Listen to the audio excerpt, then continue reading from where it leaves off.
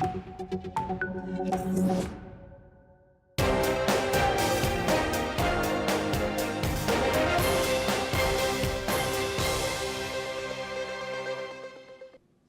and welcome. I'm Kriti Mehta and you're watching the NewsX Eurozone. Let's take a look at the top headlines this hour. US and Ukrainian officials are meeting in Florida to advance a revised peace plan amid turmoil in Kyiv after Zelensky's chief of staff resigned. More talks, including with Moscow, are expected this week.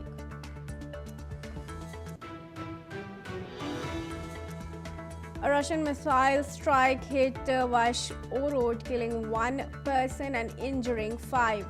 According to regional emergency services, firefighters battled burning buildings as residents evacuated. The Russian Defense Ministry confirms that Russian air defense forces intercepted 33 Ukrainian drones across several regions. Defense systems destroyed drones over Rostov, Belgorod, Kursk, and over the Black Sea. Kazakhstan criticized Ukraine for a drone strike on the Caspian Pipeline Consortium's Black Sea terminal, halting operations. The Foreign Ministry called it the third attack on the civilian facility and protested the targeting of critical infrastructure. Rachel Reeves defended her pre-budget forecasts, saying a larger fiscal buffer was needed. She later increased headroom to $26.5 billion. Conservatives demand her resignation. The UK government will propose reforms to modernize courts and speed up trials, addressing nearly 80,000 delayed cases and putting victims front and center of the justice system. Activists in New York City protested near a GSA lot to stop ICE from departing for an immigration raid. President Trump has increased officer deployments nationwide, though most of those detained have no criminal convictions. So Tom Stoppard, the acclaimed playwright behind Rosencrantz and Guildenstern are dead, and Oscar-winning Shakespeare in Love has died at 88. Tributes praised his wit, intellect, and decades-long influence on theatre, film, and literature. Now moving on to the top focus story here on NewsX Eurozone. US officials are meeting with Ukrainian negotiators in Florida this week to push forward a proposed peace framework aimed at ending Russia's war in Ukraine. Secretary of State Marco Rubio, Special Envoy Steve Witkoff, and Jared Kushner, the son-in-law to President Donald Trump, are holding talks with the Ukrainian delegation, which includes key military and government figures. This comes amid a turbulent week for Ukraine, with President Zelensky announcing the resignation of his chief of staff, Andriy Yermak, following a corruption scandal. Now, the discussions focus on revising Trump's proposed 28-point peace plan, which had faced criticism for being overly favorable to Russia. Negotiations are set to continue, with talks in Moscow expected later this week. Ben Aries, who is a senior journalist, joins us now live from Berlin. Thank you, Ben, for joining us here at NewsX World. How do you see the talks that are likely to be held? Are they going to achieve the desired outcome? These are very important talks. What's going on is the Trump administration released a 28-point plan list of proposals in order to bring the war to an end. And then in the following week, there's been a huge amount of discussion. The EU have been insisting on having their input. The Bankova, the Ukrainians, have been insisting on having their input. And the original list has been cut to pieces. And the EU in particular are making some maximalist demands in the proposals that the Kremlin simply will not accept. And the Kremlin's actually been explicit about that. And Lavrov and Ushakov, the two key players in the Kremlin who've been negotiating this, have both come out in the press and said, look, most of those points in the EU and Ukrainian plan are unacceptable. They include things like NATO troops in Ukraine, which the Kremlin is a red line. They've included insisting that Ukraine can join NATO, and they've also insisted that they will not give back any territory. Whereas in the Trump plan, most of those things were conceded. So what's going on today is that there are these at least 6 versions of the proposals, and that the Ukrainian team are in the States trying to rescue the situation, because on Friday, the state said that they're classifying any further changes to the plan and are not going to share it with Europe. Moreover, Vitkov, the special envoy from Trump, is going to Moscow next week to meet with Putin.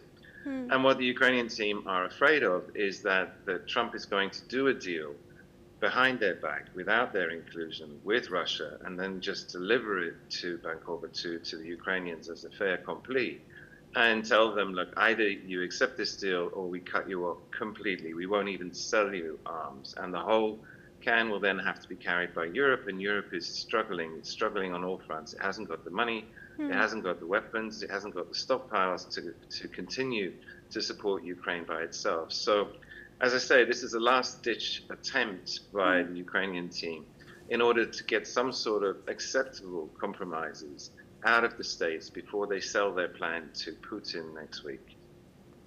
All right. Well, do stay on with us, Ben. We have some more news to give our viewers now. Drone debris has struck 2 towns in Russia's southern Krasnodar region. Officials say that falling fragments shattered windows in 7 apartments inside a high-rise building in Slavyansk on Kuban. The blast also damaged the structure but caused no injuries.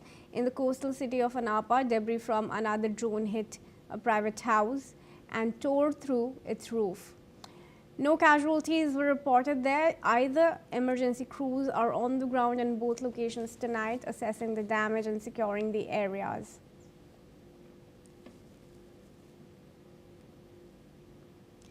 All right, now I want to bring back Ben here in the discussion. Ben, of course, the strikings continue. There's also damage that's recurring from the debris of previous attacks. Given that both parties are in discussions with the United States, how soon can we see an end of these kind of shellings? Zelensky has also already signaled some bit of acceptance to the peace plan.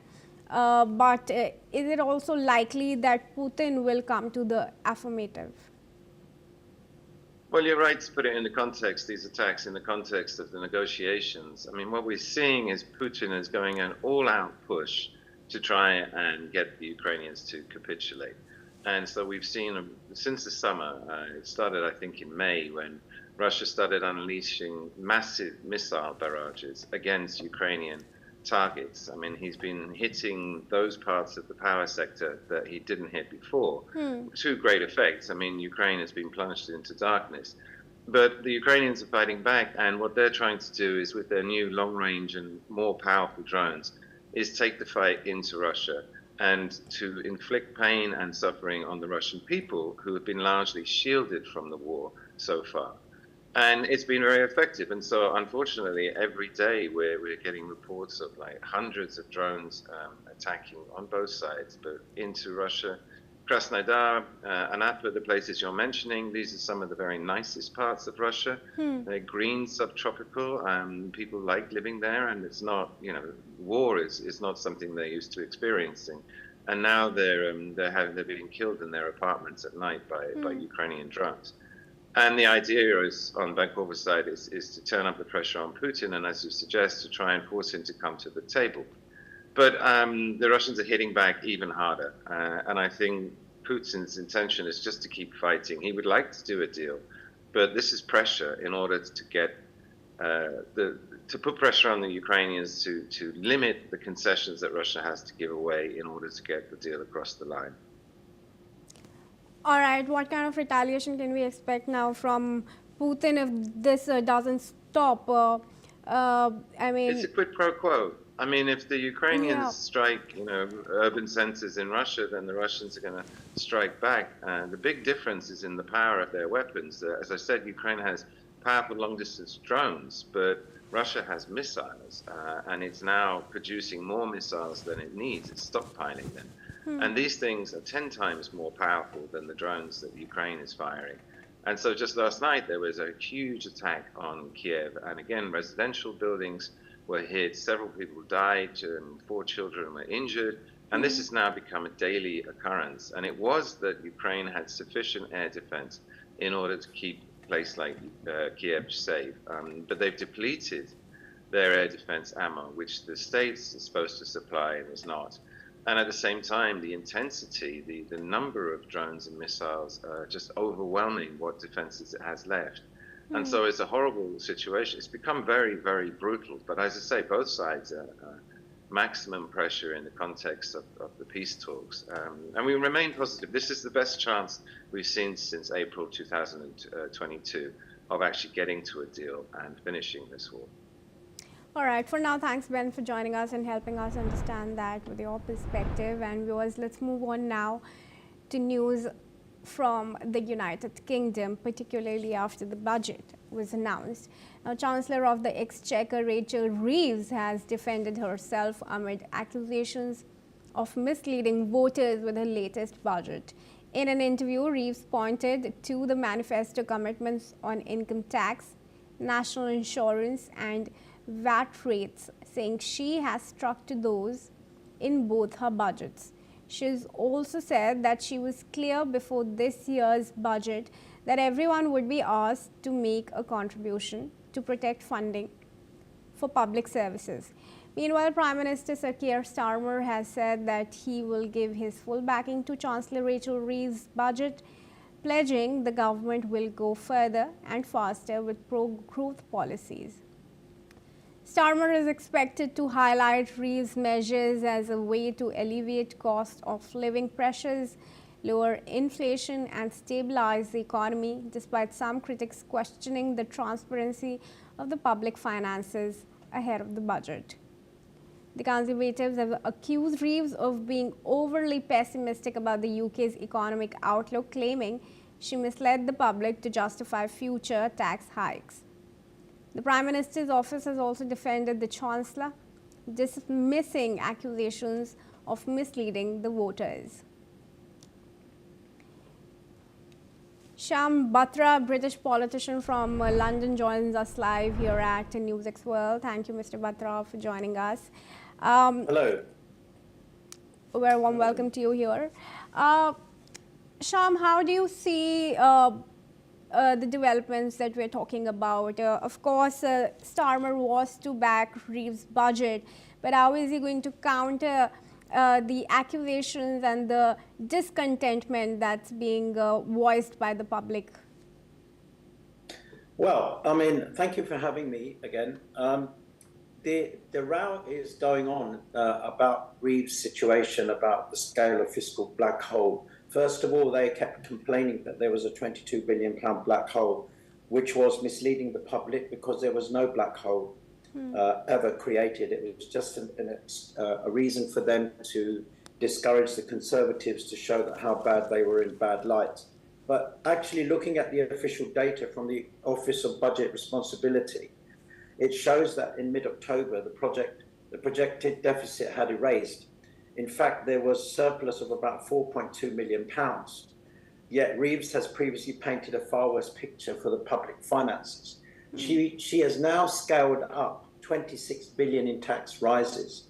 Now, going to the north of England, etc., and coming our way back to London, people are very frustrated. We are the only country in the world, I think, right now, that actually has food banks, and we're supposed to be the 5th largest economy in the world.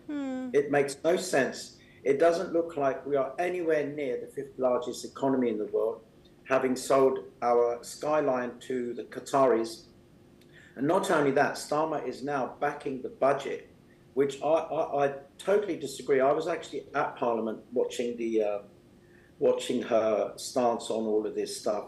I mean, she's put a 50% increase on minimum wage. We have the lowest minimum wage in the world. How in the God's earth are people going to survive? London is a very expensive place. It is not something that one can come in. I mean, you know, dinners are around maybe 80, 90 pounds per person.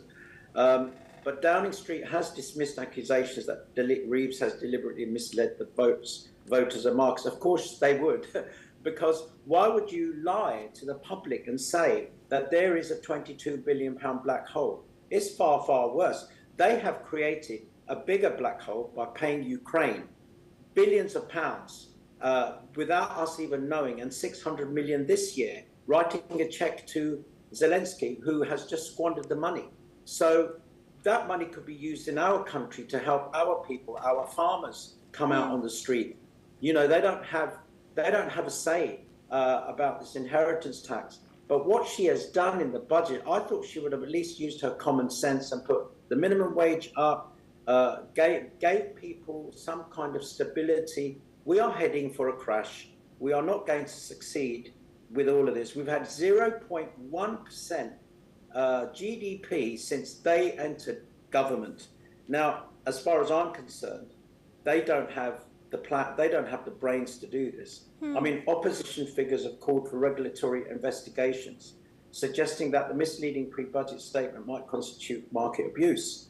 And the fact that Rachel Reeves has clearly done this, she has defrauded the public. And to be honest with you, the breakdown of the budget measures themselves, this is going to unfold over time. We can clearly say that. All the newspapers are saying that, some are saying that she did not lie to the public. Reuters, for example, The Independent says Reeves accused of misleading public on budget black hole.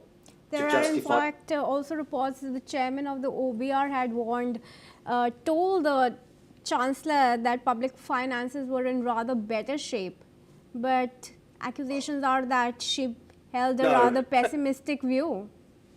No, they're definitely. We are heading for a recession, the worst recession in history, I can call it. Our property prices have depleted.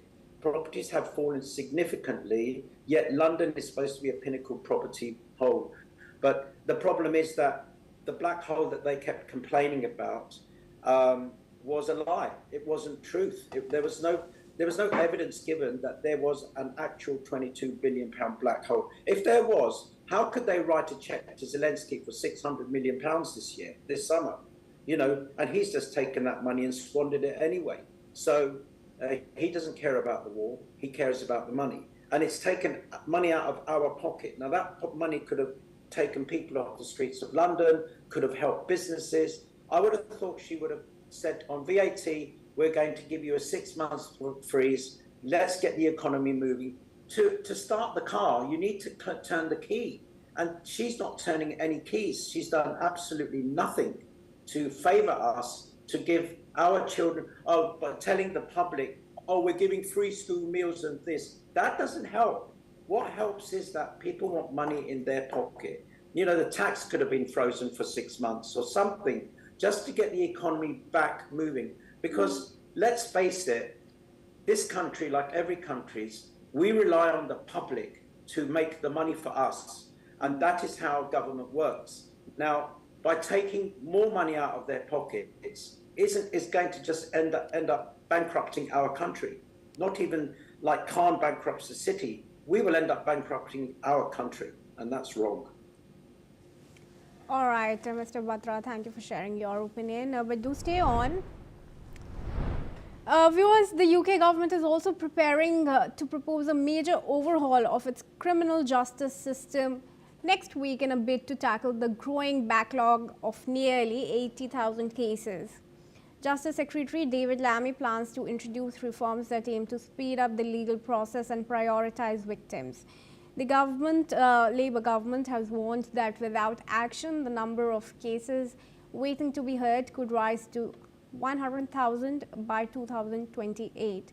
Now, some court hearings are scheduled as far ahead as 2030, with more than a quarter of cases delayed by a year or longer. The proposed reforms include creating a new division for mid-level offences and limiting jury trials for minor cases.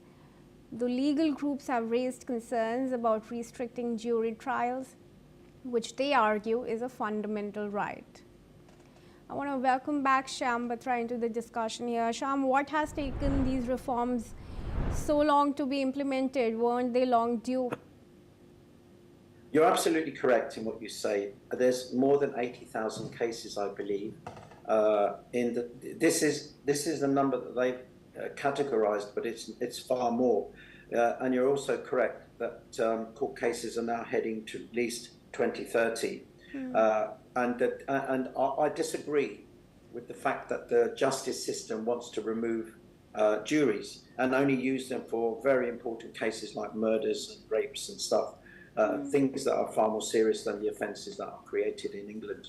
But the thing is that a jury is a human right for every country, every person in the world as well, that it is nice to go and sit at a jury and actually listen to what has really happened. And instead of a judge making the decision, which judges always make the decisions, as you know, but in Crown Court cases and criminal cases, they are abandoning this. They are now saying that we no longer need the juries to try to do a right by trial. But it's only for really high cases like manslaughter, murder, rape. But I think the system, the other problem you also find here is that our criminal and justice system is very underhauled, is undermanaged, and there isn't many people involved in it as well. There isn't many judges either. They're backlogged and overhauled. Judges can end up making the wrong decisions on their own. But sometimes it's very important that a jury can have an independent, unbiased view and can actually make the hearings go well. And if there was more juries and less of the judges interfering with the process, we would have a far quicker justice system. But the problem is there's a lack of barristers, there's a lack of judges. And also one thing I want to point out to you is that the criminal system, most of the time people get what you call legal aid here. So a lot of the criminal barristers don't want to work for it because they don't make any money. The government pays very poor pay for them. So, and that includes some of the judges, they could end up on private cases getting far more, like £10,000 a day, even as much as that. But we have a completely lack of system. I would have thought that the government would have improved the system by bringing in more people, putting up the pay salaries of the main judges, etc., and the barristers who do this work, because majority of them are doing it almost like a human rights situation where they're not getting so much money, but they're believing in the case whether the person's guilty or not, whatever. But so, what is the government going to do, or what do you expect it to do to address the issue of the lack of barristers? Well, it goes back to the same old story, doesn't it? We don't have many people coming into the practicing system, but the criminal barristers, as far as I know, are far and few between. A lot of them don't want to do these cases that are given by the government, especially on legal aid. They pay very, very poor income. And the problem is that because crime is rising so quickly, we, like in our country, nearly every day, we've got something going on, fierce. There's more going on than you can actually see on social media and the news that is reported. So when people are getting arrested, they're going into prison, they're on bail, there's a duty solicitor that acts for them on the first perimeter basis. And then if the case is quite severe, etc., they go out on bail. They don't have any money. They have to then get legal aid. Legal aid takes 3 to 4 months before you even get that going. And then it's done on income basis. If you earn a certain amount of income, you don't get legal aid. You have to then go and defend yourself with a barrister who then will charge you more money. But the thing is that what critics and legal professions warn, and where the controversy lies, is that legal groups, including the Law Society, and Criminal Bar Association argue that removing or restricting jury trials undermines the fundamental right, as I said, and lays waste to an iconic element. If there was a jury system in place, things would move rather quicker. But we are in a really poor position because we don't have the money, yet the government has the money, but they don't want to give the barristers the assistance to get these cases in and out quickly. And these barristers, and a lot of barristers will come on board. It's almost like the National Health Service. The doctors earn more money privately, but they get seconded into the National Health Service because they pay lower money, but there's consistent business. You know, so it's what it means and what to watch next is that I think we want to see that for victims, potentially much faster access to justice and short waiting times, fewer adjournments, which could make a real difference to the currently, which faces in the years of uncertainty, 2030 is far, far away.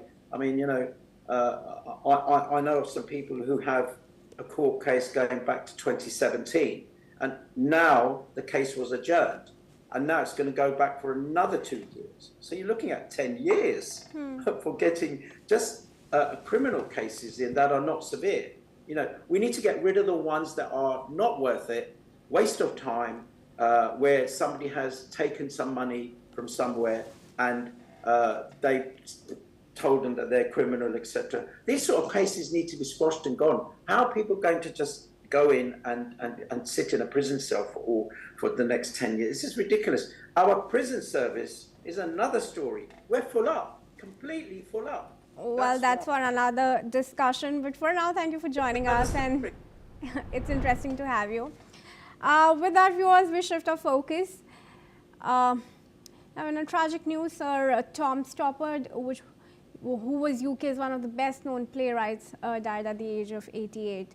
So Tom, who had won an Oscar and a Golden Globe for the screenplay for Shakespeare in Love, has died peacefully at home in Dorset, surrounded by his family. King Charles III and Queen Camilla have said that they were deeply saddened by the death of one of their greatest writers. They added that they send their most heartfelt sympathy to Sir Tom's beloved family, and let's all take a comfort in his mortal life. Meanwhile, the United Agents have stated that Sir Tom will be remembered for his works, for their brilliance and humanity, and for his wit, his irreverence and his generosity of spirit, and his profound love of the English language. The United Agents added that it was an honor working with Sir Tom Stoppard and to know him. And that's a wrap on the NewsX Eurozone. Keep watching NewsX World for more news updates from around the world.